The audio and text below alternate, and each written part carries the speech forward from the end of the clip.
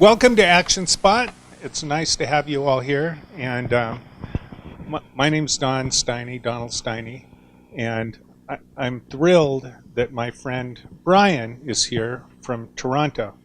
We met quite a few years ago, 10 years ago or so, at a persuasive technology conference, and have been friends ever since. And I've done a lot of different things, but he has zoomed in and just been studying this stuff and doing both research and fabulous seminars about it, and we're really lucky to have him. ActionSpot loves you and wants you all to be here if you've got a startup of any sort. So we've got a great thing that we're going to do is if you take one of the ActionSpot cards and have Kate sign it, that's Kate right there, we'll give you, you can just come in here and spend a few days, 2 days just getting acquainted with the place and seeing if you like it. And if you do, we'll give you the first month for half off. Just because we like you all and we'd like you all to be here. Okay, so now I'm turning the mic over to Brian. He's selected several songs he's going to sing us. Well, welcome everyone. I think I have a tough crowd to deal with because I met so many people who have much more knowledge than myself in specific areas, but fortunately the brain is such a complex organ that I know someone who has done several doctorates in it will normally focus on one small area and not even know what's happening like right next to it because of the complexity. It's way beyond scale. So just to get one thing straight, I'm not a neuroscientist. My background is more in using psychology and behavioral science for behavior change. What I'm going to talk about is a project that I've been on for about the last year and a half, a little bit longer, where for the first time I jumped beyond using psychology and behavioral science and started looking at the mechanisms of the mind, and specifically looking at emotion and motivational systems and trying to map them out. And what I'll share is work that we're doing on using correlations of neurochemistry to better understand personality. I'm going to talk about a model that I use for interactive design that sort of simplifies the brain in a way a little better than like lizard brain and for brain concepts like this. And we're going to talk about emotion systems. And so I also have a live polling so that we can go in, look at some design patterns, and talk about some of the emotional impacts. So, just a bit about myself. So I met Don when we were both in the same academic circuits in Oulu, Finland. And I remember having a good discussion in the sauna over cold beers on science, psychology. Yeah, it was all-nighter, and so I used to work in online campaigning and behavior change, social change using the internet. My doctor was focused on using psychology and behavioral science and behavior change, and I used to do program evaluations for large NGOs, find out if their programs were having a positive impact in the world or wasting government funds. And now I've been teaching the last few years and do data science on the side, so that's getting a thing. So I just want to talk about like emotion and neuroscience. So I want to start off by setting one thing straight. So when it comes to using the internet for behavior change, this is a model that I developed with a friend and colleague in the academic space, Dr. Agnes Steiby, who he's doing research at MIT in the area of like social psychology and persuasive design. So this is what we want, positive outcomes. Quite often we get this, an unintended outcome. It's still not bad, but it was accidental. So classic example, you're trying to get people to engage online. Maybe they don't do exactly what you want, but you're building some familiarity, and that's going to help with recognition and building trust in the long term. So you wouldn't complain about that. We have a thing called dark patterns, where you have an intended behavioral outcome.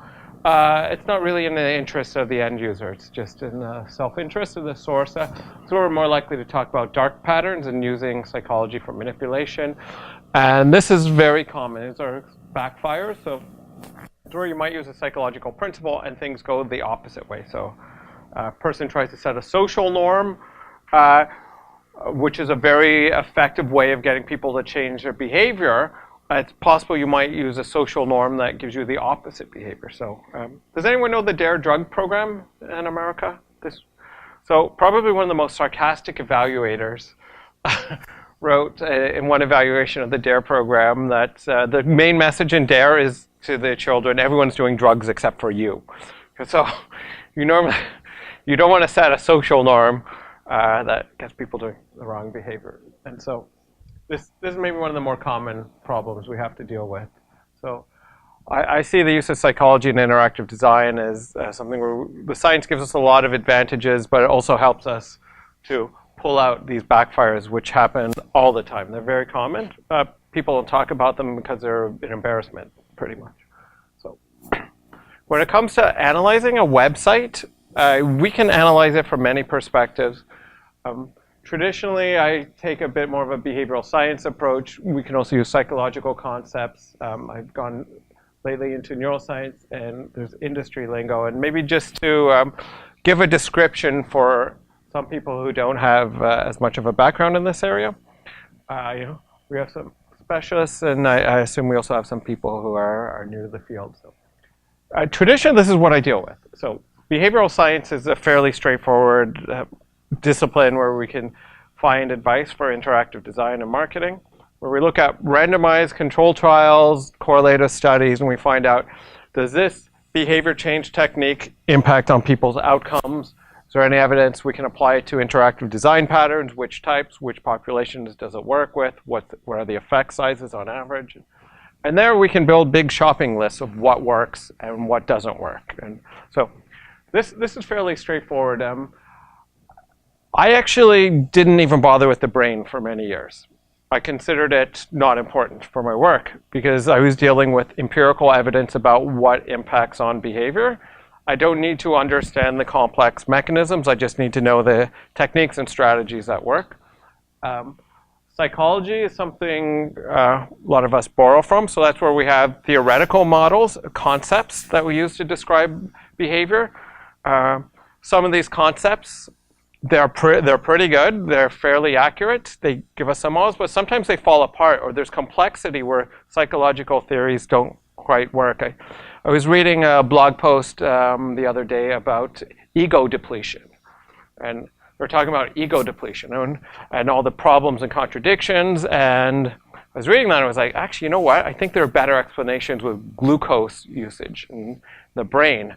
And so by going into the biology, we have models that are a little more accurate. And then with neuroscience, I call it a gray box because the brain is just a little too complex. And trying to understand behavior by understanding the circuitry of a system as complex as the brain is, I would say, near impossible, because no one can map it out. There's little bits and pieces of the circuitry that are being tied up, and the complex systems and the interactions are way beyond scope. So sometimes just a little easier.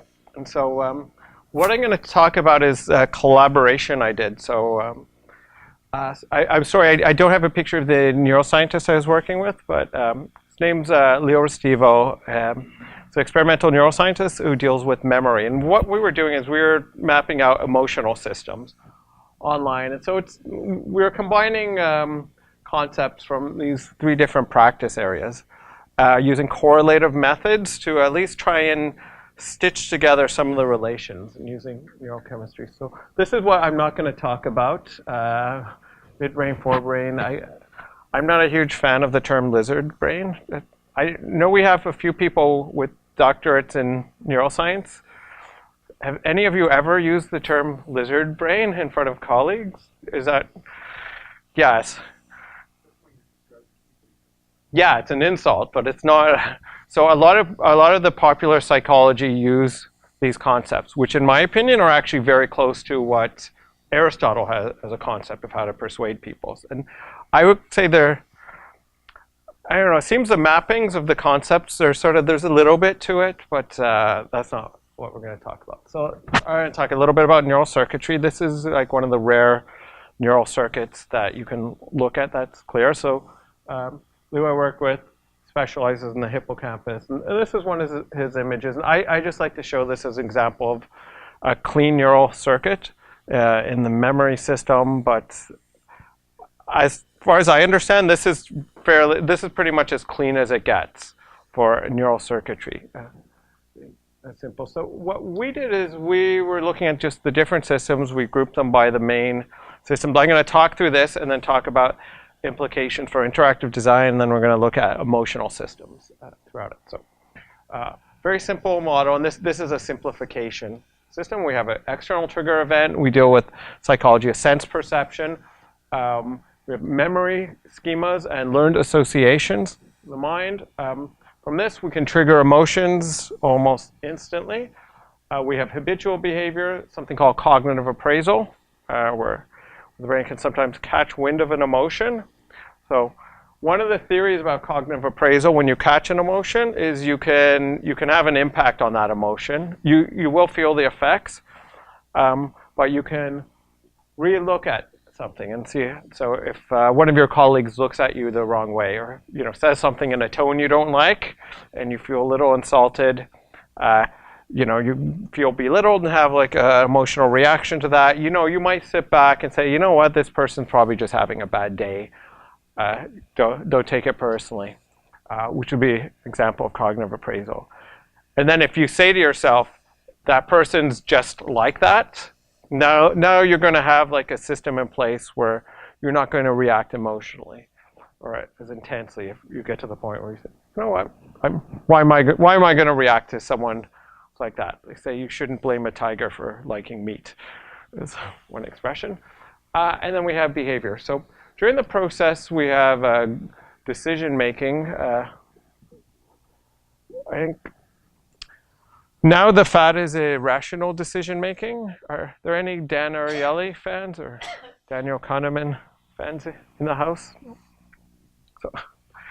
So thinking fast and slow is all about the difference between what Daniel Kahneman grouped as system 1, system 2, where he put like very broad systems of the brain to those fast and slow models, with decision making largely pre-conscious, and then we have glucose consumption throughout. So, talking about the system, so we see an event, we have a trigger event, and then we have to process something. So we're going to look at this, compare it with the schemas in our mind, give us an ability to interpret, make sense of things. The argument on schemas is that without schemas, we couldn't really interact with the world effectively. So the world is just too complex. We have too much data bombarding our conscious mind, and we do need to simplify it. And so we were doing work trying to understand a number of the schemas. So one thing that we spent the summer doing were reverse engineering a couple of MRI studies that were mapping schema systems to understand the lexical structures and use that for predictive modeling. Yeah?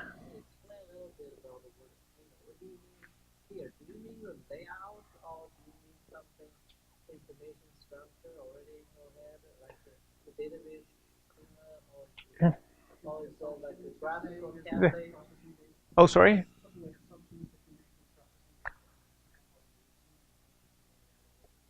Yeah, so from past learning, we have memories. Well, schemas are a little bit messy because there's, the word is used in many different applications. So there's like classic psychology, which has psychological schemas. Where I think there was a good pairing between the concepts from psychology and neuroscience when it comes to schemas. So it's like the categories that you use to understand the world. So the categories of chairs and the category of clothing. And yeah.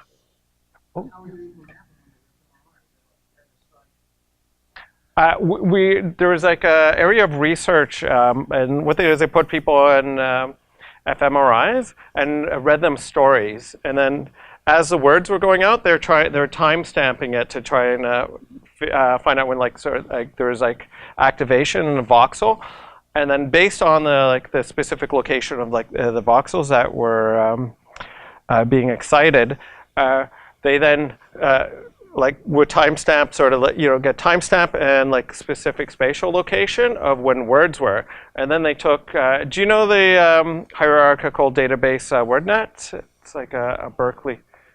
So it's basically a bunch of categories in words, and so it's an open source academic tool.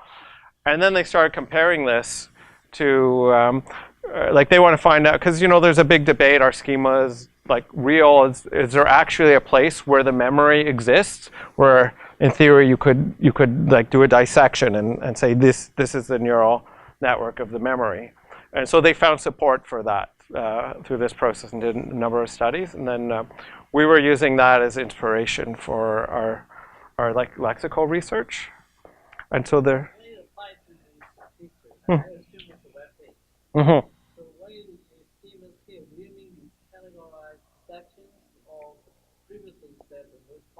Yeah. Yeah, so that'll be with the perception, but so you could think of it the categories that a person uses to understand their world based on their education and their experiences in life, and no, you'll have some. I'm assuming there'll be some schemas that deal with color. So being taught to cross the road, we learn that red is it means danger. You better stop and be careful, and green means go. So there we can have an interpretation based on past experience, and so yeah. So we were trying to make sense of them. People think it's profound, but it's really very mundane. So it was like categories of clothing, categories of footwear. We were looking at there's social categories, there's threat categories. Oh, tons of building categories, plants. Oh, animals that are pets, animals that are not pets, animals that eat you. It was like all these overlapping schema categories with the same concept. So actually, we can get the raw data. So fortunately, we use like visual imagery to like literally pull out huge amounts of data from a number of the scientific papers on this. Is anyone familiar in lobbying work with the concept of framing in political debates? So it's one of the classic ways of trying to persuade someone. And my work in trying to understand this process has taken me back to being much more interested in the concept of framing as like a persuasion tactic. So the idea is that if you want to get someone to adopt your point of view, there's all these persuasive tactics, but probably one of the easiest thing is just to change how they think about the world. And so Aristotle wrote about this at length. Like one description of what a lawyer does is they try and change the categories and understanding of situations. So they argue about, is this person a bad person or a good person? Were they in compliance with the law or not? And which law applies? And so it comes down to categories. One thing I was told, like Nelson Mandela, I understand, was brilliant at bringing people around to his way of thinking. And one of his techniques was telling stories. So he tell you like an Aesop fable, and then you're like, oh, okay, yeah, so I see it a little differently. And then that's one of the tactics that he would use to bring people on side. A simple one is if you ever talk to a libertarian, they'll tell you facts are facts.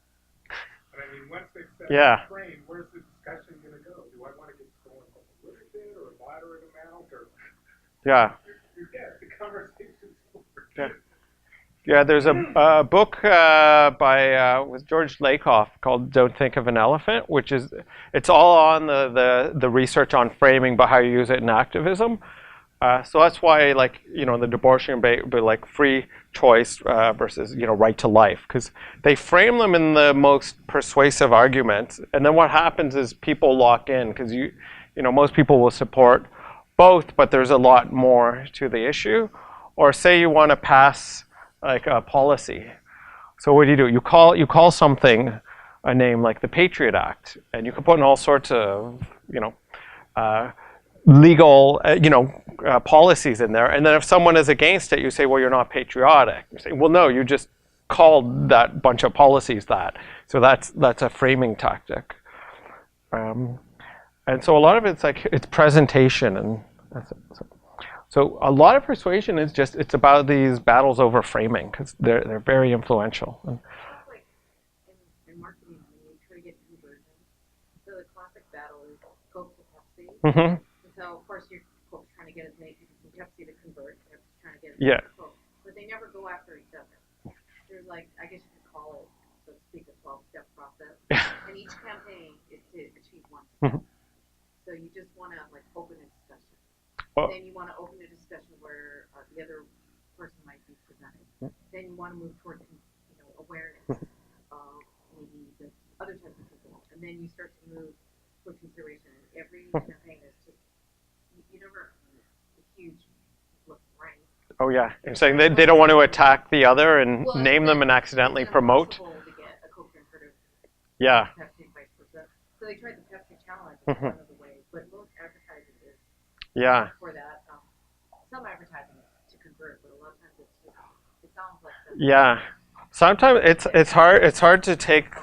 Yeah. I have also some emotion models, and we could maybe look at that, because it's hard to get someone who's content and satisfied to leave that situation, and especially if they have feelings of loyalty, these irrational connections. Yeah. Yeah. And well, there's some even more interesting work that ties in with neuroscience. So, and I'll talk about the role of oxytocin in brand relationships. So I found finally, I've been suspecting this for about a year, and sometimes you get some scientific papers, you read between the lines, and you're saying, this wasn't intended, but it's supporting or it's going against something I think or don't think. But I've been suspecting oxytocin was playing a role in all sorts of relations, and so I found the first paper that shows intranasal oxytocin spray can manipulate people's brand relationships. And so it is more than just being content. They're also potentially have an irrational loyalty in the same way we have political affiliations. Like once someone says they're in a political party, they normally whitewash everything done on their side when they're fully card carrying. Would you also say that people with autism disorders have a lack of I don't know that, but they do give like children with autism intranasal oxytocin spray to help them recognize emotions. It's being used specifically for that. There's been a lot of study on that. I don't know about schemas. I am dealing with correlation, so I've been doing it's more synthesis research, but there's a point where we don't fully understand. What is a lot we don't. Yeah, it's possible. I don't know the mechanism.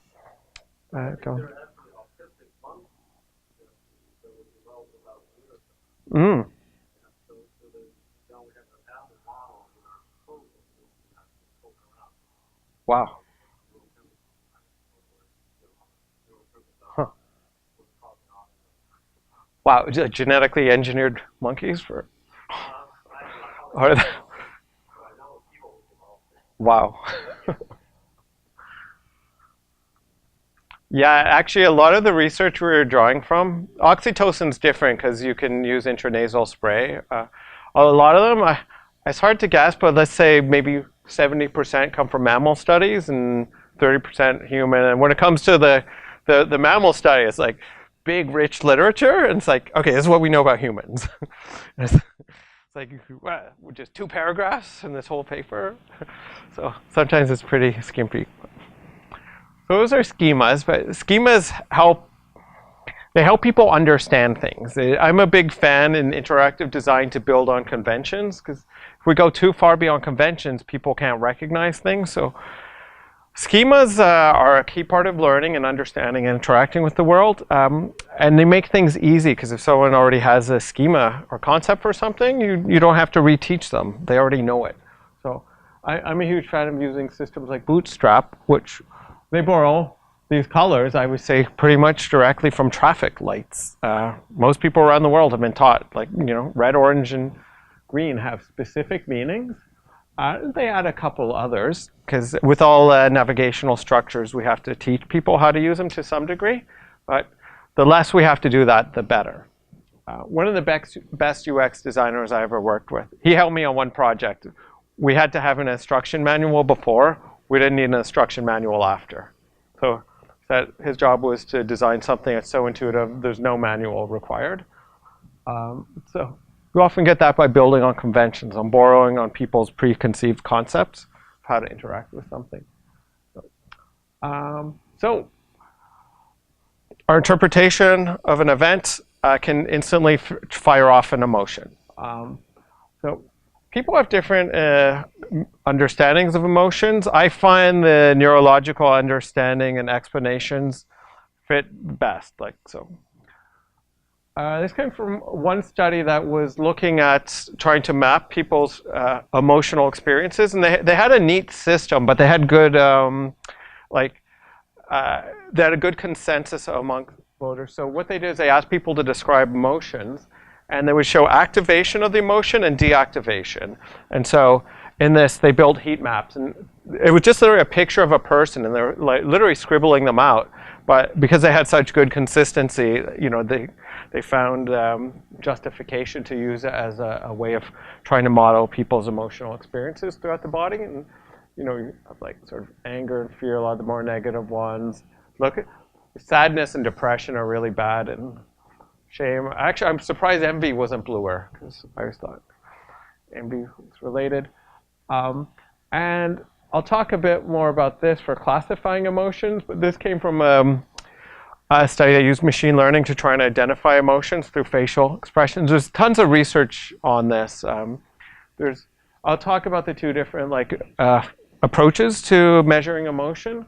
So in this one, you know, like one of the basic emotion school of thought for emotion says there's a very specific neural circuit for every emotion.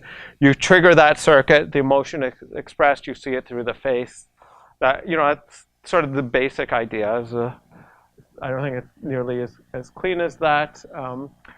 And then the idea is that if you have mixed emotions, like if you have happy and surprised, then you have two circuits firing at once, and you have the statistically average facial contortions for both those separate emotions, or angry and disgusted, or disgusted and surprised.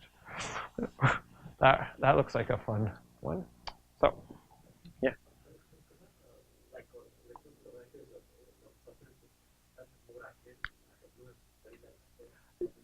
Yeah, so it's like you feel like energy or activation from the emotion versus de-escalation. I use this sometimes in learning, and a lot of people report on their hands, surprising, like this feeling of getting cold hands, or if you're about to get married, cold feet. So it's a different thing. And actually, a lot of our language describes the physiological responses of emotions. Actually, one thing, because we've been building lexical lists to make predictions about emotions and personality. And we're finding body language and the body language of the face, so facial expressions, is so dense and rich in terms of like language. So,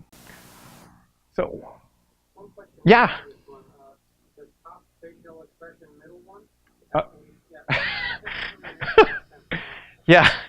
So yeah, that was the study. So they were trying, this was their hypothesis, that you could have the two emotions. So they got people to do this, and then they used machine learning to try and pull it out.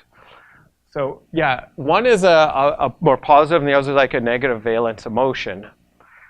And you can, yeah, they were able to pull it out. This was not a high impact study. It's new, so. I actually don't follow this line of thought. I think it's useful, but I've gone down a different track. But I'm just sort of going over the research. So let's talk about motivation, because this is actually the research paper that kicked off my interest. As I told you, I used to not even bother with motivation. Probably the most important things I've done in my life, I don't know why I did them. to tell you the truth. I know I had to. I remember sometimes getting a higher degree is the worst thing you can do. Like, you go into dire poverty. People think that's a status thing, but yeah, I was like 40, and now, I'm about to go bankrupt, getting a PhD, spending everything I own, quitting a nice job with the United Nations, and being guaranteed to make less money after, unless I go to those few pockets in the world that really absolutely value what I'm doing, because I know I'll be overqualified pretty much everywhere else I go. And then I remember I couldn't even get a mobile phone when I went to the UK. I had no credit and stuff. But I had to do it. I heard a Hell's Angel once asked, why you become a Hell's Angel? I said, if you have to ask a question, you wouldn't understand my answer. So it's an irrational thing you do. So I'm fine with that. I'm completely cool with it. But we don't need to understand motivation to understand how to change behavior. And so I more or less skipped the subject. Whereas I was like, I could tell you all that, I tell people I can teach you all these different theories about what motivates people. I don't really believe any of them. It's like you use it in a different context. So maybe I'll use the theory of reasoned action in this context, and maybe Maslow's hierarchy of needs is useful in some marketing context, and I might use a cognitive behavioral therapy is more about education and learning, but that might have its application somewhere else. Look at intrinsic and extrinsic motivation. So it never quite felt right. I always felt weird. And there's strange things with Maslow's hierarchy, which I actually used to use because there's a lot of the behavior change models, they're using coaching and health behavior change, quite a lot of them. Some of them play on fear, others on goal attainment. There's so many, but what you would have to do is find a model for a context, and the models actually fall apart in different contexts. And because I spent so much time in the literature, I was like, I don't know, maybe they're useful, but I don't believe them, until I started going into the neuroscience. And so this was a very big inspiration for me. So I was always looking for something better. And I remember I saw this, I showed it to a friend who's an organizational psychiatrist. I said, what do you think of this? I think this looks like a nice improvement. She said, are you kidding? They just took Maslow's hierarchy of needs and lopped on sex. And that's exactly what they did, but a little more. So let me talk through this, because this is a model from evolutionary psychologists who said, well, let's look at the concept of the hierarchy of needs. There's a good mapping with a lot of the motivational systems we know in the neuroscience.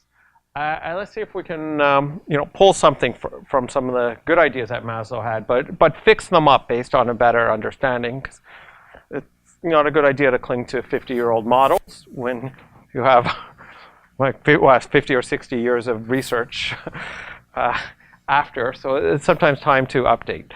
So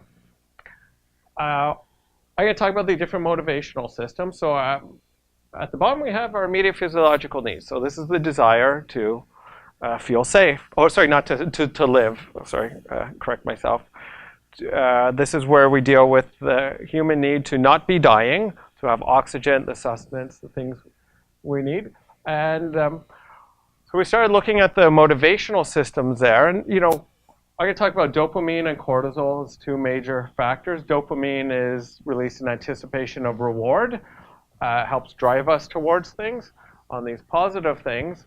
And cortisol is released on threats. It's part of the sympathetic nervous system's response. It plays a role in getting us to not go towards threats and to deal with threats by activation. So quite often when it comes to our basic needs being threatened, that's where we wake up with a very strong stress response. And so what you'll find in a lot of online marketing and behavior change are companies that deal with things that are essentially about survival. They have an implicit threat in their messaging, and they often have a carrot and stick. With a big stick, if they don't pull it out in their marketing, it's on the wall. So any anyone who's working in antivirus software, internet security, you're working in like the insurance industry, anything to do with health. There's often going to be a lot of something called loss aversion messaging. So you're dealing with someone's like survival, and so we're dealing with cortisol invoking engagement tactics. So what I started doing is looking a little more at the biology to get a more accurate map of the nuance of how you manage negative messaging at this level. Next up, we have self-protection. So this is where we talk about our desire to feel safe, not to feel vulnerable. Again, we talk about cortisol and the stress response, feelings of security. My reading of the lit is that there's not a huge motivation that's positive here. So self-protection, we don't have the desire to, I think, feel safe as much as we have the motivation to not feel vulnerable. So once you have a certain level of security, we can go into rest and digest, and we can chill out. We're fine. We're secure. But if you don't have that, then you just don't feel safe. Or maybe if a person's in a state of chronic stress, which is a very unhealthy thing to be in, it will cause major damage. It's because there is a real threat that hasn't been dealt with. So motivation here, we talk about getting away from bad things, cortisol, painful, or part of the stress response. So next up, we have affiliation. So there we can talk about the oxytocin system, and oxytocin plays a role in many parts of the brain and body, but in motivation, there are a number of correlations to social perception, recognizing other people, especially people you have a relationship with, recognizing loved ones, recognizing faces, reading other emotions, and connecting. And then we also have something called attachment anxiety, where someone is insecure about relationships. So oxytocin has been shown to be associated with high attachment anxiety. So people, and also with envy and jealousy. And there's some research I found that was suggesting the pain from oxytocin associated with breakups is felt physically. So I don't know about other motivational systems, but this is a very bad punishment, and thus the explanation for all those love songs about being heartbroken. Oh yeah, yeah, yeah.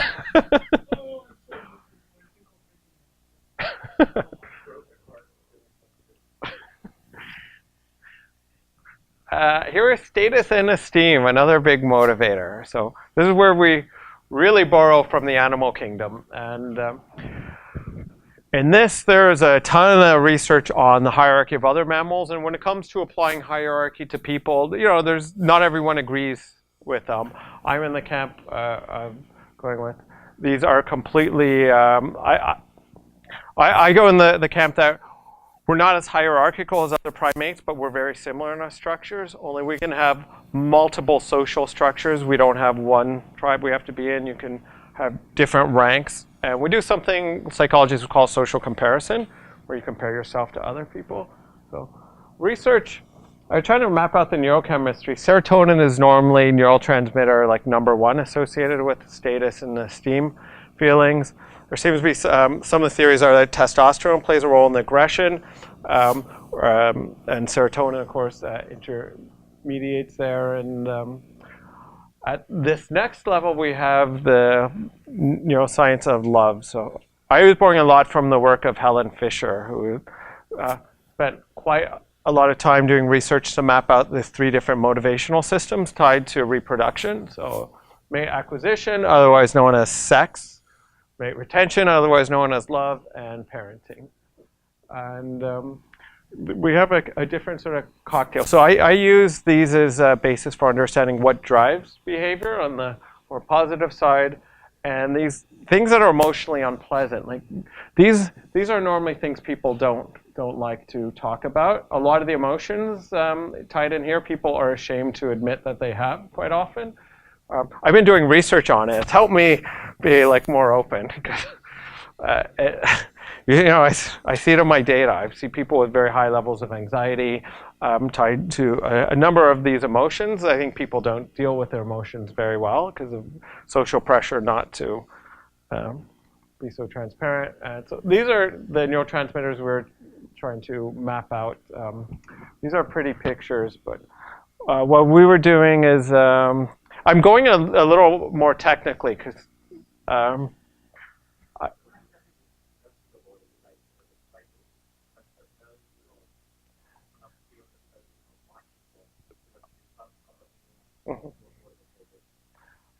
yeah, like each of the systems are mapped out separately. There's different. We have different theories. We don't actually exactly know. We had like a number of theories for the correlations. So, like even the question, what does it mean to have higher levels of dopamine? It's not really even a straightforward question. Does it mean that you have more receptors, or there's something in the reuptake process, or is it more cells that are dopamine that transmit dopamine? So we have like different theories, but no answer. So we're working like with the correlations. There are a couple of theories of personality and emotion systems tied to this specifically, but I don't think anyone exactly knows why. There's like just think of it as like it's like a shortcut into correlation. So it's like a signal, and it's very imperfect, and it's complex, and it helps us to understand things. But how exactly? We don't know. Like the cellular description won't help you, and the networks they'll sort of help. But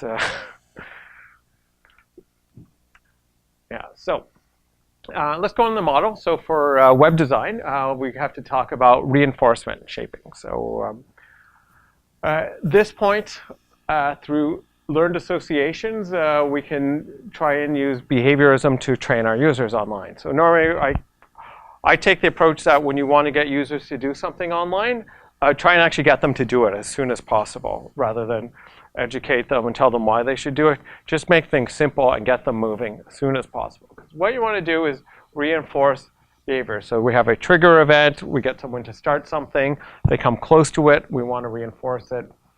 Sometimes hard to reinforce approximations to behavior with software, because normally you have like the specific behavior. People don't know, oh, that person almost clicked on the button.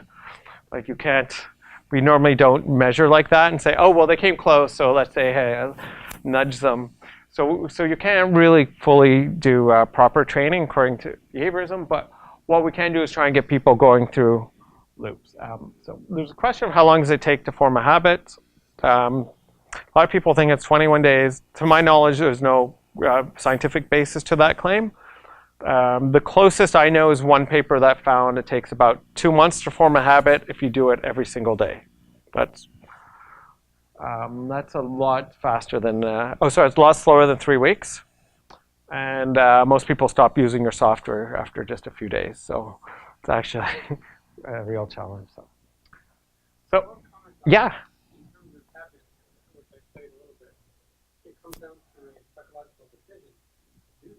Yeah. Then when it leads the way you can do the decision, it's automatic. Mm-hmm. But that's the kind of decision versus authority. Yeah. Well, what's happening is it requires cognitive load to train yourself. Like I don't know, anyone ever do like dance or martial arts or music, or where you got like, yeah, your teacher is teaching you right and you're doing it wrong, and they keep pushing you, and you're trying to be mindful, but you have too many things. Think about, I did a lot of martial arts, right? And every time you go to a new dojo, you're like stand like this, and so you have all these corrections, and so it requires cognitive effort, and I'll show you it actually drains your brain glucose disproportionately, and so you have to put this effort in, and the more it's a habit, the less you have to do that. So it's a strain. I think the more things you have to remember at once, the more difficult it can get. Oh, yeah. Oh, from.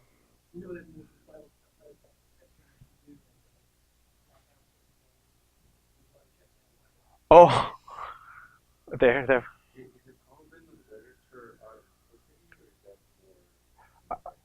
and that's like a psychological concept. So that's it's like habit, but it means the automatic process. So yeah, they weren't measuring are you doing the thing, but more it's like are you doing the thing without having to think about it. So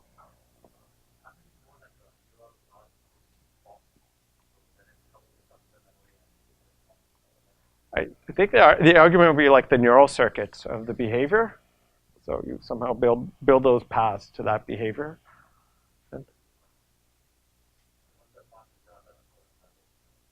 Yeah, now you can worry about another thing. 'Cause now that one goes on autopilot and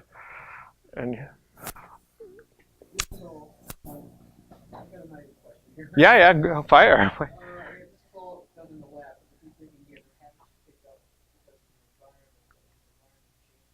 Yeah. Yeah, well, that's the thing for behaviorism. So we have, I don't think, no, I do, that's probably not habituation, right? But there's a concept in training that you have to train the behavior in multiple contexts. Like say with dog training. I was staying in Portland with a friend of mine that I used to work with in Germany. And she has a dog that has an anxiety disorder inside, but not outside the house. And so the personality shifts depending on the context. And, we don't know why. It was like a kennel dog. So like maybe it was abused in a house. And so it has this association. Somehow it has a different context. And so like they have this thing like if you train an animal, you have to train it in different contexts because it might start making contextual associations to the trigger and response. And as opposed to like habituation, which is more it's more like dopamine isn't stimulating you to an event isn't stimulating dopamine, so you're not excited. So it's like, oh well, that's boring. I've done that before. Yeah. So. Oh yeah, any other thoughts on habit formation? Yeah. Let's say you are learning something new, right? So let's say it's like a habit. Mm-hmm. So it's kind of flatten out at the end, right? Let's say you want to develop further. Yeah. So what kind of Well, in this they were just looking for like when is something getting into the zone where it's pretty much just automatic enough? But that. So normally I mean, like if you're doing it routine, like you would just you would go into a different mode because one of the problems of behavior change is, I mean, it's hard to get people to do it. I don't know, a lot of like the pop psychology tells you you're going to hypnotize people almost with this stuff and it's magical. But the reality is, it can take a while to get someone doing something, but then they almost stop after. So then you, like if it's about trying to get someone to form a habit, then you have to figure out how will we lock them in and get them to maintain that habit without some other behavior like taking over. Because chances are, they say easy come, easy go. I think the same thing comes with behavior and take a while though.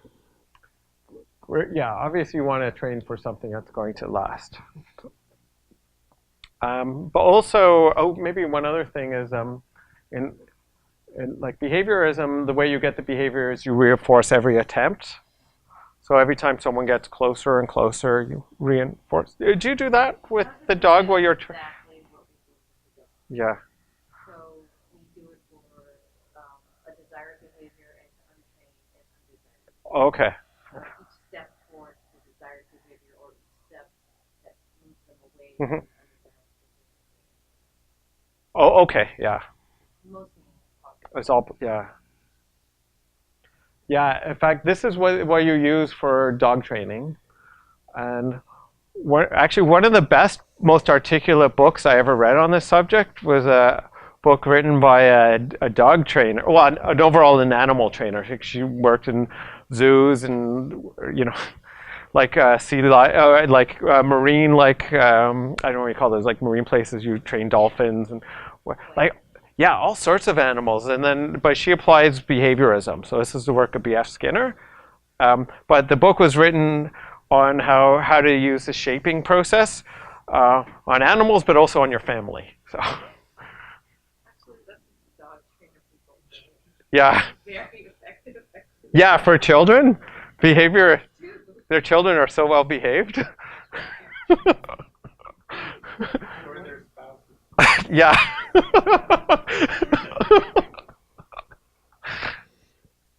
Yeah, that's how it works. Wow.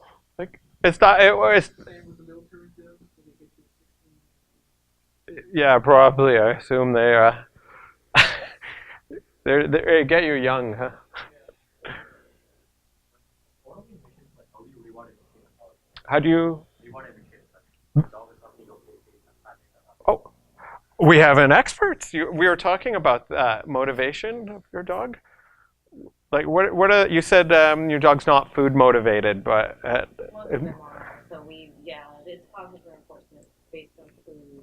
But you also evaluate the dog to see what motivates them. So play, the reward. So this is why when I first got him, I don't allow anybody to touch him. Because I control all the interaction. He learned that he can only get this reward from me. So I can figure out what makes him tick. Some dogs have a work drive and they need to fulfill that. You basically have to find out what they like. So like this guy likes that, I think. Yes. loves to be so it can be part of his rewards. Ooh. Yeah. Yeah, so now we have to find out dog food for humans, and that's where I go to this. So this is what we use for understanding how to reward, but you motivate people as much through the avoidance of punishment as you do through rewards.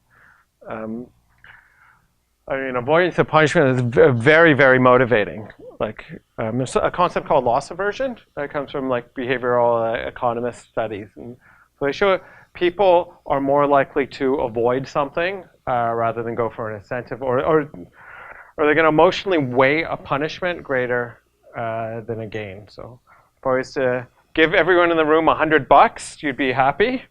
But if I was to take $100, you would be disproportionately dishappy or unhappy about it. So we emotionally feel a loss greater than gain. And that's a concept. I have a hunch that it has to do with cortisol, because as part of, and the fight or flight reflex, that we perceive anything as like a resource loss, as a threat to some degree. That's my hunch, because we have to deal with threats. Like it's sort of like traffic lights. You can, if you screw up at a green light, that's okay, but you don't want to mistake a red light because you can die. So. A lot of it isn't like health, and I hate the word behavior.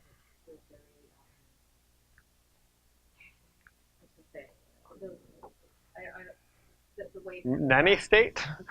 with that? Is it a nanny state? No. No. I feel very Hitler-esque. Okay. See, CDC fascists? Yes. Okay. They can do whatever they want. Yes. But I think sometimes the value of fear is well known. Yeah. The value of making people feel good is underestimated. Yeah. Or even like stupid fun. So like when you're with a toothache. Yeah. Or something's bothering you, and all of a sudden you get distracted because you saw this thing you're really interested in, it's fun, and for 20 minutes your tooth doesn't hurt. Oh yeah. It literally doesn't hurt. And then you sort of go back into your normal state where your mind is a little clearer, and then you focus on your tooth and your tooth hurts. Yeah. So I think there's a lot. In a lot of models that are quote behavior models. Oh yeah. They don't have, they have so little. I did a whole statistical meta-analysis drawing on the health behavior change literature. Fun did not emerge once. And that was a 2-year study. Fun didn't make it into any of the studies. I started off with some 1,500 papers. All things people pay money for and will do on their own. Yeah. Will pay for it. Like that is never a good thing at all. Yeah. It's a strange phenomenon. And actually, Yeah. Well, I think there's a reason. Like I was talking about, I didn't really go into status and esteem. I've been really interested in status and esteem. A dog bad moment, but I think we have a lot of like connections to mental health issues that are connected specifically to status issues, where people feel worthless, useless. They have no like self-confidence. They feel powerless. Unable to control their future and without options, and a lot of like it's called mental health, which is the irony because it's not about mental health. It's normally about dealing with problems. Very little in mental health actually deals with having a healthy, fulfilling life. It's more of a way about getting away from bad. But I mean, you have to go to other places, like maybe it's religion and hobbies and family, and that's where you get the health. But not from the mental health. The feedback mechanism in the brain Mm-hmm. reacts differently from positive versus negative reinforcement. What is disproportionately? Yeah, I don't know the like the specifics of the neural circuitry. So I know like from external behavioral economist studies show like the disproportionate emotional reaction. There might also be something with the role of like dopamine and serotonin and memory formation. So we know dopamine plays a role in this process. So if someone does so some trigger event, I don't know, like I don't know, you buy a lottery ticket. You see lottery tickets, you buy one, and then you win. So dopamine will tell you, okay, there's a good connection here. And so it's about with positive outcomes. But if you keep buying them, maybe your serotonin system will kick in, which is associated with negative learning. And also with schema violations. So the idea is that there's like a preconceived concept that's contradicted by an event. I understand serotonin is part of it. Now, I understand through this process that emotionally, serotonin, when it inhibits behavior, does not evoke fear. So it's not part of fearing something, but rather having wisdom or collective like knowledge gained through repeat experience. You can think of it like you're playing tennis and you've got a ball that's about to go out of court, or like some other sports, like a foul ball. You're like, I'm not chasing it. You're not, so it's like a behavioral inhibition. I think it's only when we add the stress part, when there's like a threat, that we get to that. So that's my thought. That it's only. I think there's a pattern where the stress factor reaction and cortisol is feedback less the cells to kind of calm down. Mm-hmm. Yeah, like a panic attack is. Versus a positive expression where it's somewhat dull and you can't go much further without a lot of stress. Yeah. Especially something much from the disproportionate. Yeah. Yeah, I think it is like, I mean, if you want to hijack someone's brain, you scare them, you threaten them. So you know, there's a big Irs scam that was busted in India recently. I don't know if a friend of mine was hit with that exact scam, or at least the same category of scam. But he was called up, like these people are like, you haven't paid your back tax, and we're the IRS, and we're gonna come after you. And he was scared, and I spoke to him on the phone. He was shaking up, and I said, "Did they threaten you?" I said, "That's not the IRS. They tried to hijack your emotions. That's common in cons." It's the first thing you do, because the person's reasoning now is thrown out the window pretty much, because they're scared. So, yeah, I don't know the internal mechanisms exactly. I know the external research. Okay, so in the process, we're talking about now. Oh, and one thing, because we only had an hour, and because there's so many people who have doctorates in this subject, that I was talking in a little more detail. I normally gloss over this pretty quickly. Is this okay, the pace, or is it we're cool? Okay. So, a cognitive appraisal. So this is the stage where you can catch an emotion that's fired off in your system. And so we don't always manage our emotions. Sometimes we just act on them, but sometimes we can grab them. Is there anyone in here who has reached the point of Zen mastery that you can catch all emotions coming in and decide whether you will react to everything? Any Zen masters? No? The dog, maybe. So the idea of cognitive appraisal is that you can catch an emotion and intervene. And so one of the theories about this is that you reshape the schemas. There's a neural research or rewiring process involved. This is given as an explanation for something called cognitive behavioral therapy, or what a lot of religions and therapies do, which is just, if you don't like the situation, change how you look at it.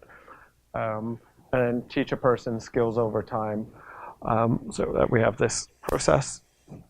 Oh, and this is a study I mentioned that took word nets and mapped the categories from the voxels to WordNet and found some very good correlations. So let's talk about decision making. So I'm not a huge fan of the rational models of decision making that our users are going to come to our website, we're going to make a pitch, they're going to carefully evaluate it. Rather, based on their past experience, they're going to come with these prejudices, these schemas, these concepts. They're going to take a quick look at us if they've had positive experiences with some of the concepts. If they've had negative experiences with some of the others, this is going to shape their perspective fairly quickly. Understand trust formations on websites have been measured at under a fraction of a second. And once formed, there's a persistence. So I think that not having good graphic design is dangerous to a business. I'm sure the ROI of graphic design is massive because I think we're creatures of bias because of schemas. My interest in this area has really got me rethinking the value of schemas and understanding user behavior.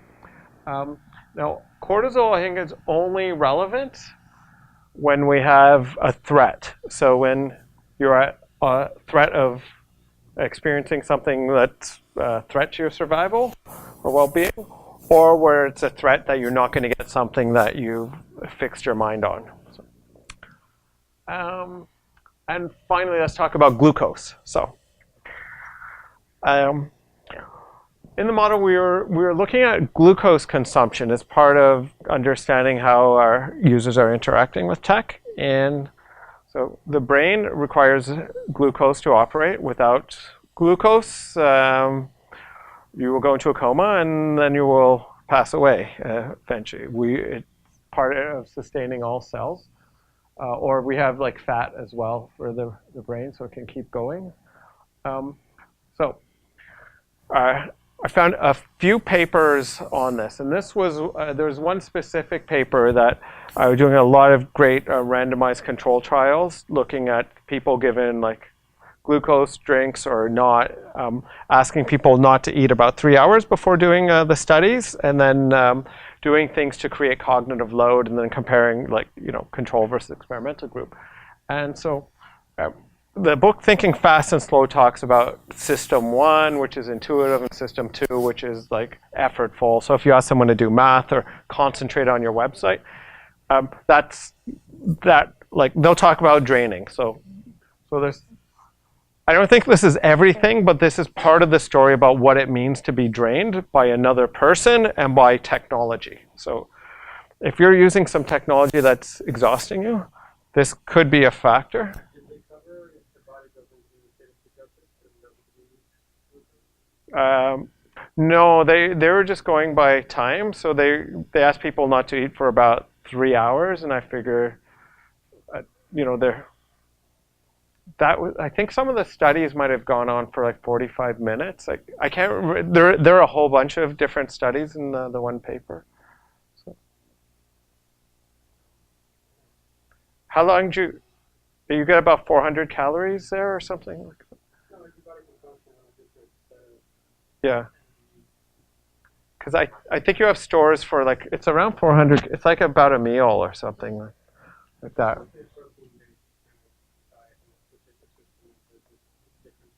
Yeah. Yeah. Actually, I started doing fasting diets, and I personally have had an opposite effect. My personal experience is by fasting, I found I could concentrate better. But what they were finding is brain glucose is disproportionately drained by people who are doing concentration, effortful reasoning, difficult tasks. They just test on controlling emotions, or having someone match in a situation where they felt socially awkward saying what they thought, and trying to find people who had that, like, I can't say this in front of that person feeling, so like they're repressing. So all these things disproportionately drain brain glucose. I don't think this is a problem until a person has been, okay, well, what they found is this impacted on people's, sorry, do I have that? Oh, sorry, crap. I probably should have put another slide on, but anyways, it impacted on people's motivation, their ability to concentrate, their willingness to persist in a task, even had impact on willingness to interact socially and help other people. So this happened, could be three to 4 hours or so. So I guess, but Brian, do you have any idea of the glucose level that level in which this behavior triggers? I don't know the exact levels. I could share the paper, because you probably, it was interesting talking to you about this. And they were seeing something that I think is the biological explanation for something called ego depletion, which is where you basically drain someone's energy, asking them to do tasks, and they're no longer motivated. So the book, Don't Make Me Think, has a biological basis. At least part of the story is brain glucose. Yeah. Yeah, just energy. And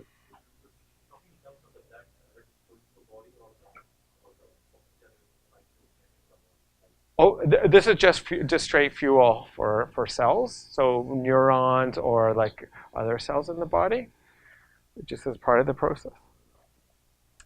Yes, but oxygen, we normally want to have lots of that, because that's good for continued web usage.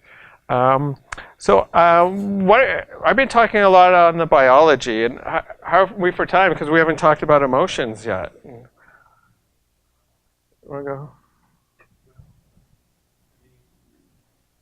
Anyway, yeah, shall we go and I should talk about emotions and the systems and how to measure emotions and yeah. Oh, okay, yeah. Anybody who wants to can leave. Yeah, because I know I've been going for a while and I don't know. Yeah. Okay, as long as they're not boring anyone, okay. So I know I sometimes go a little too much into the biology, and people are more like designers. I think they get exhausted, and people are more in the science. They're wow, this is interesting perspective. So now I'm going to start taking it to the web. Hey, can everyone read these?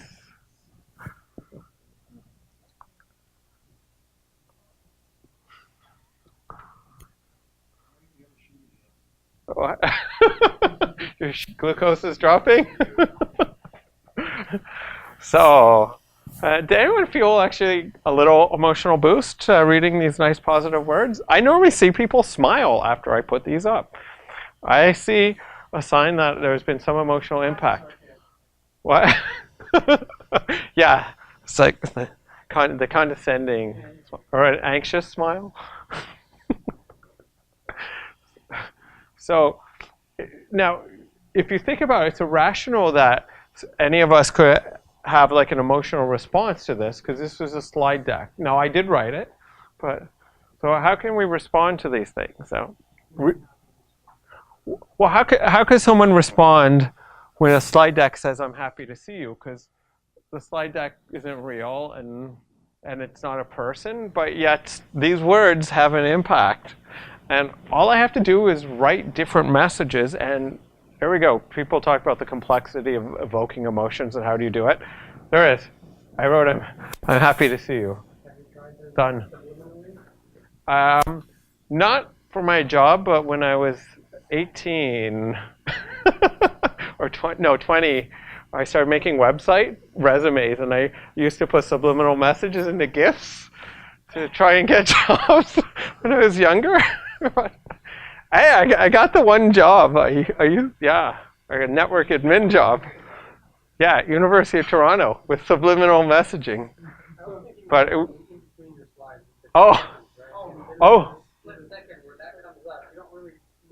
No. Oh, I should try that. So you think part of the happiness is the color? So do you put like Yeah. drab, Oh yeah. olive, or like the color of the sky when it's raining? Yeah. You get it green. That's the first thing Yeah. I said. I'm like, oh, this is my favorite color, green. Yeah. Well, I think anything with an association like that can have that effect. I mean, usually bright green is a happy color. Yeah, like Daniel Kahneman has a theory that, we look at all sorts of things in the world. We see it. They trigger the neural circuitry of memories and our schemas. Millions of them fire. Only a few of them are needed for conscious memory. And that's one explanation for the subliminal effect. And that's part of why I think there's certain things that are insane on websites. Like the fact that a picture of a lock seems to make people feel safe and secure, which it's absolutely, it's as crazy as reading text and feeling good, right?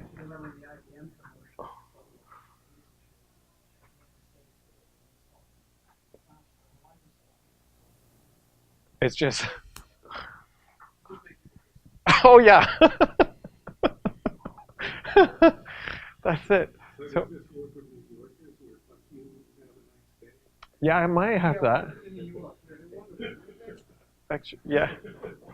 I like my guy friends who degrade me more insultingly.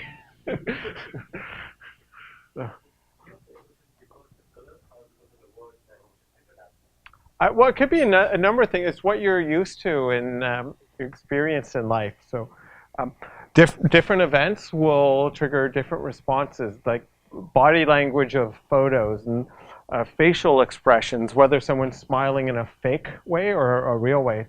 These little subtleties, they all make up. I don't exactly know what's happening, but my sense is that like the text and the images and the colors, they all somehow they bleed in together, because there's studies that show things like, where I say they're saying that's the wrong word, but they're very counterintuitive. So pictures that have been rated higher credibility will influence whether you read a piece of text and believe it more or less.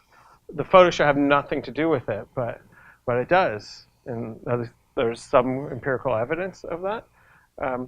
I haven't seen a lot of scientific papers on locks. I got some leads on, but I could never dig them out of the literature. But I know a lot of people in like industry and conversion optimization who tell you got to have a lock on the e-commerce website, including because one great thing about training is I travel all across North America, and I have pretty good designers come in. I had people from Bank of America who were talking about their early A/B testing. They're like, it was necessary. These little small things, they seem to add up. Yeah, have to have your lock. And also, there's one paper. The sample size was so small you can't generalize from it, but it's called "Why Phishing Works." So yeah, the scholars, this must have been a really fun study to do. So they got all these phishing scams and replicated them in the lab. And then they tried to get people to fall for their phishing scams. And they found that a lot of people were falling for it because there was a picture of a lock, not an HTTPS certificate, but a GIF image. And one of the people was had a security background. So, yeah.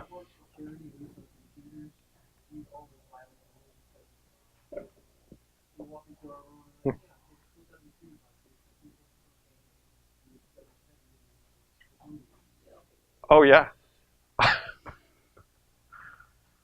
Yeah, they don't have the fear.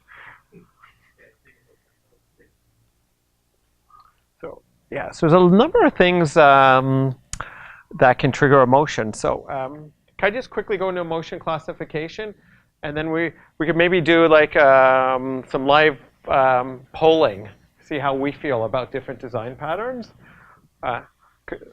Yeah, this is interactive. So I'm going to go very quick on this, but people sometimes, there's different terms thrown around for different affective states. So here's a very simple one. We've got our personality. So these are just your traits that you think are stable, but they're not. They change all the time, but you have a thing called temperament, which is whether you're high-strung or chilled, and that goes from being a baby to you're a chill baby and you're chilled in a retirement home to a certain degree, and high anxiety baby and high anxiety in the retirement home. That's temperament. You have your emotional states that you're more likely to fire on and go to a cognitive disposition. So moods are these low-level affective states that could last anywhere from, like half a day to several months, and that's where you might say someone's in a depressive mood, or they're feeling the blues, or they're a bit elated. Emotions are more event-driven, so you have a situation, an emotion fires, and now we're ready for something. And the concept of feeling is, the feeling's not the emotion. The feeling is the sense perception that you have an emotion, as opposed to a synonymous term. And it's only the tip of the iceberg, because we don't even know a fraction of the things going on in our body when we're in an emotional state.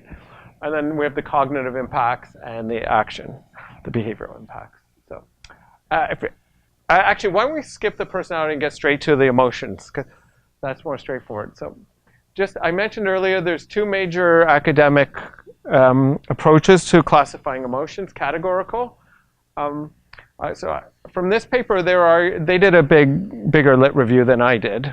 So they're arguing that across the systems, scholars argue there's 6 or 14 basic emotions. So these are core emotions. The idea is that every emotion has a neural circuit. The facial expressions are the one-to-one mapping of that. And then this is dimensional. There's two dimensions always, but there's 3 different dimensions that flip around in the different systems. I'm a big fan of this, and I read a paper recently arguing that this is better from a neuroscience perspective.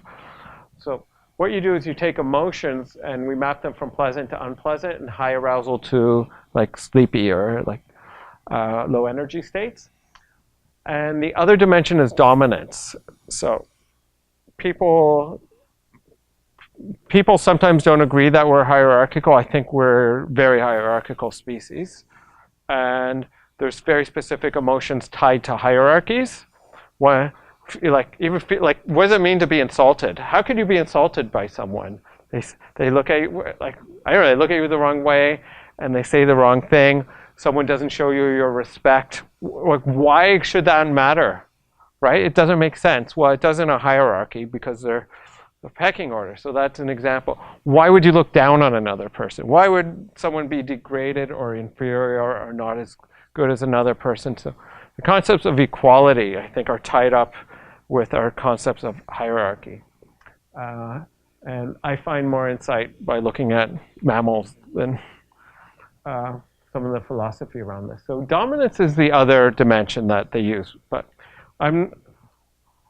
so this is a very simple system, and we're going to do some emotion mapping right now. So based on these 2 emotions, there's a number of systems out there that use arousal and valence. It's the 2 major ones. And dominance is not as popular, but it just keeps coming up in factor analysis. And like one of those, there's certain models that you wouldn't say some academic just made it up and it's a theory, but it's like just everyone just, their data just keeps going back to these concepts. They're very robust, and so these 3 are like that.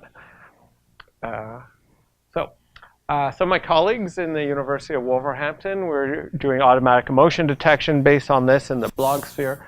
But what we're going to do is, can I show you 2 simple tools? Is anyone like mapping emotions and dealing with user response at emotional level? Well, if you want to, I think you can get very good insight with these two dirt cheap tools. I'm a big fan of quick and dirty when it comes to research. I've done the 2-year studies and the half-year big studies for a lot of organizations and multi-site government studies. I'm a huge fan of lean startup. Let's do it this afternoon and get our data and iterate and move on. So this is like people don't really use this, but I found it's a great tool. It's called the Effect Matrix, and the idea is it's a one-item survey tool. So it's great in research if you can measure something eloquently with a simple system. So the idea is. Oh yeah, what are they using? Yeah. Yeah, well, I guess they were off on that. Yeah. Dimensional system. The election didn't work. Yeah. Well, actually, this has the research shows the 3 dimensions are better. So but. Well, the winning algorithm was 1 dimension, but it was graded. Oh, what was the winning? Well, how did they classify? The losing one was, would you vote for the candidate, yes or no? But they didn't measure the degrees of yes or no.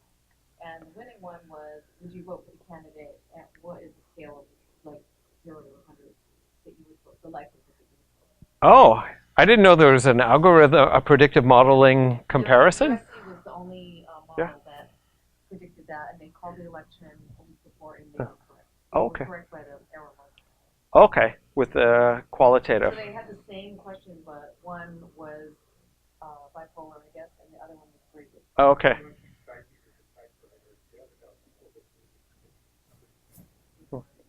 There was only one model, and they actually showed where the crossover was. Yeah. Which was around 10 days before, which I think is about right. Oh, okay. And just barely, the margin was very small, but that's what really called it. But like everyone else is saying, no, 93% chance that one person will prevail. Okay. And actually, the other model showed like around 52 to 48 or something. Pretty close to it. So one was basically 180 degrees wrong, pretty much spot on. And the only difference is that the single dimension, but it was graded. Okay. It was weighted, graded with color. I like Likert scales. If you say that's a single dimension model. Oh no, it's a single question. So, yeah, 2 dimensions but 1 question. So I like to use this to get some insight. I suspect that this model is not as good when you're dealing with certain social emotions, those ones that are hierarchically related, because research shows for rating people's facial emotions, when you go to 3 dimensions, you get better. But for quick and dirty, I think this is pretty decent. Okay, so I think we should probably call it a wrap at this point.